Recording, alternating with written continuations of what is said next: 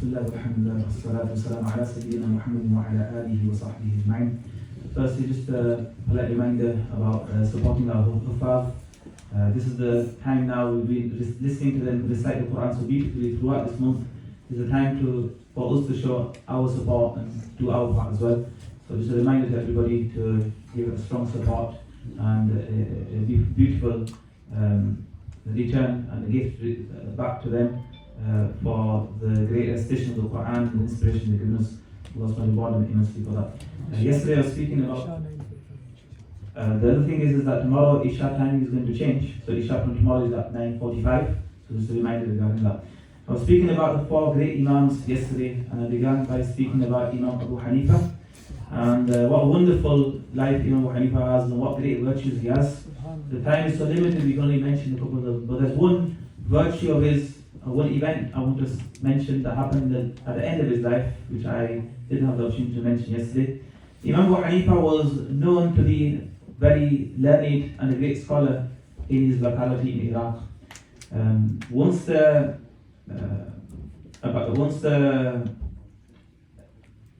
Umayyad Empire fell, the Umayyad Empire ended, the next empire that began was the Abbasid Empire.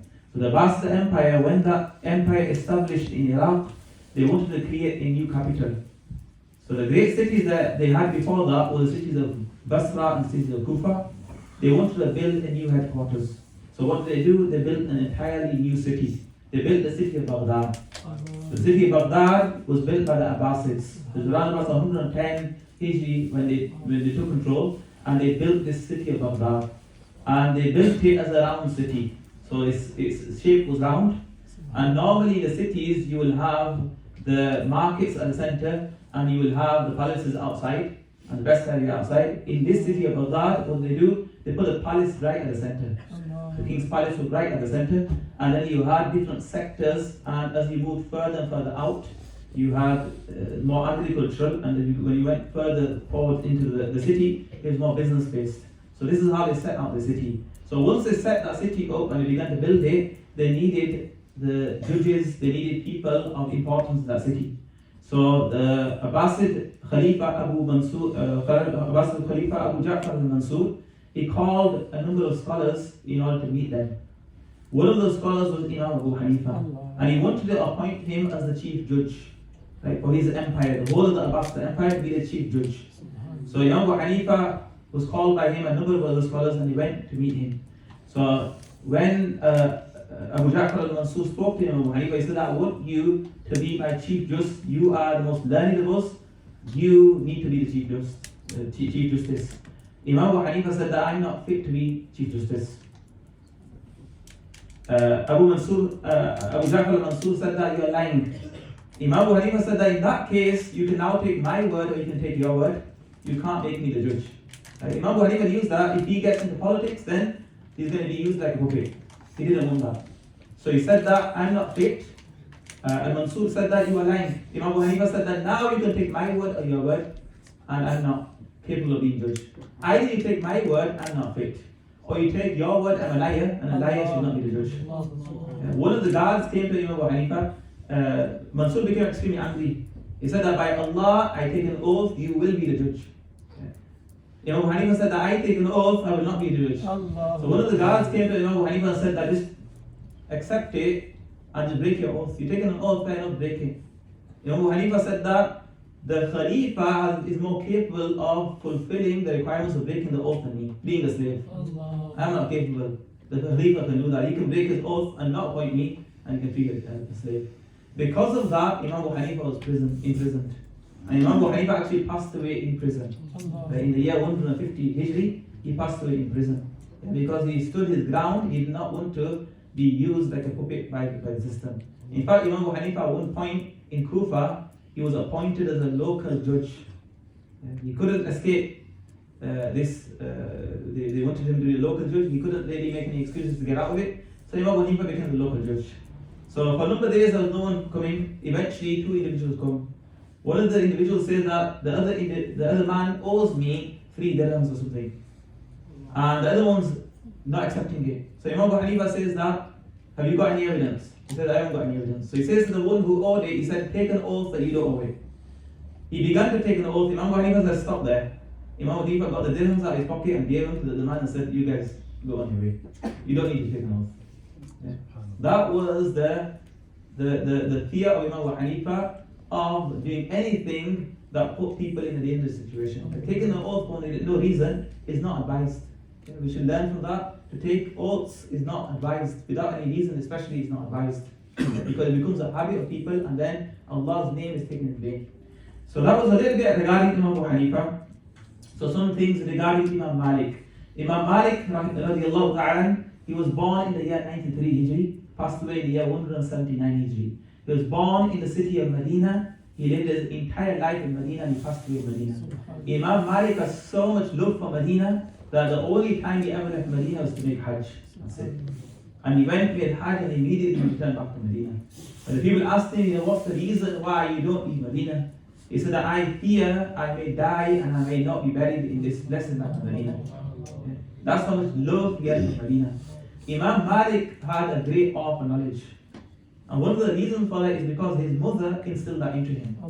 His mother would send him to study at a young age, and she would dress him up like the scholars would dress and say, if you want to be a scholar, you need to start dressing like a scholar. That's the effectiveness of a mother. You're instilling the mindset and encouraging the child.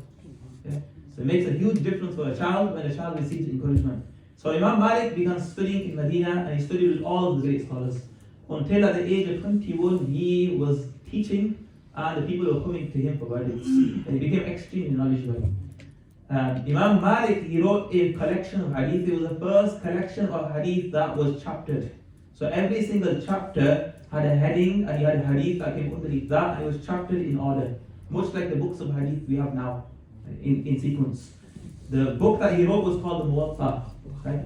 That book became extremely famous. He had students coming to him in order just to study the Muwatta. Imam Shafi'i, rahimahullah ta'ala, came to him in order to study the Muwatta. So we'll be speaking about Imam Shafi'i soon, but Imam Shafi'i, when he came to Imam Malik to study, and he was very, very young, Imam Malik initially said, go to so-and-so student of mine, he'll get you started, and then he'll advance you, then you can study with me directly. So Imam Malik told one of his students to teach him Muwatta to Imam Shafi'i. Imam Shafi'i said, I will memorize that book. Allah. Said, you memorize the Muwatta? You have hundreds of hadith in that. I said, yes. He was very, very young, he must have been 9, 10 years old. Allah. Imam Malik said to him, recite it to me. Imam Shafi'i began to recite it from memory and he recited so eloquently. Imam Malik said, I've never heard someone speak so eloquently. Imam Shafi'i was known as being extremely eloquent. And Imam Shafi'i had a photographic memory. That's how he memorized. He had a photographic memory. Anything he put his mind to, he'd memorize it. And he became himself a great scholar. So just to speak a little bit more about Imam Malik. Imam Malik, there's a hadith of the Prophet ﷺ in which the Prophet ﷺ said, a time will soon come when the people will leave on camelback in order to seek knowledge, and you won't find anyone more knowledgeable than a man in Medina. And the scholars said that this hadith refers to Imam Malik, that he was a scholar of his time. That in his time, people flocked around him in order to study the hadith of the Prophet ﷺ. Even the rulers wanted to take some of the blessings from him. Harun al-Rashid, who was a great Abbasid king, he came to Imam Malik one day and said, I want to learn something from you.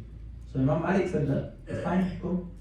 So he sat down and he was sitting upon a platform that was raised, and Imam Malik was on the ground.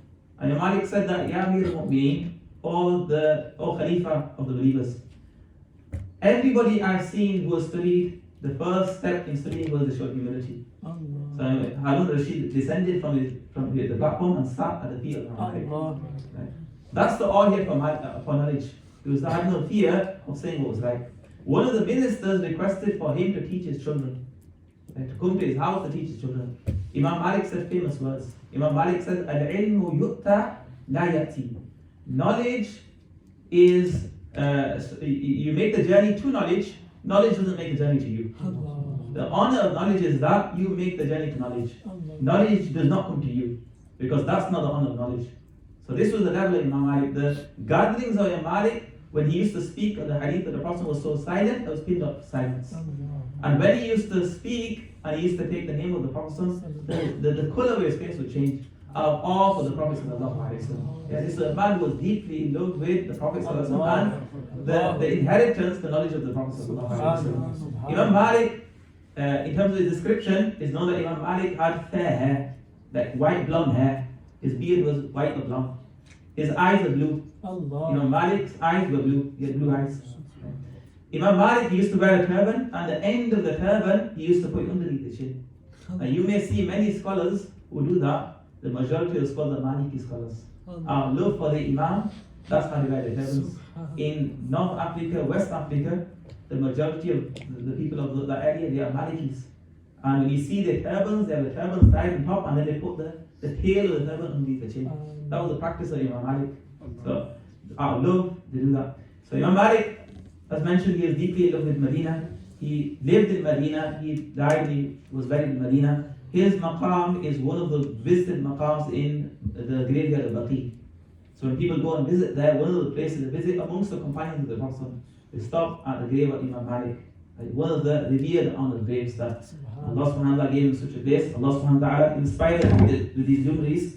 Allah subhanahu wa ta'ala gave him the tawfiq that we can practice the religion correctly and we can aspire to become students of the religion, at the very least, if not in the future, become teachers who can spread the religion of the Prophet sallallahu alaihi wasallam and benefit wa akhir.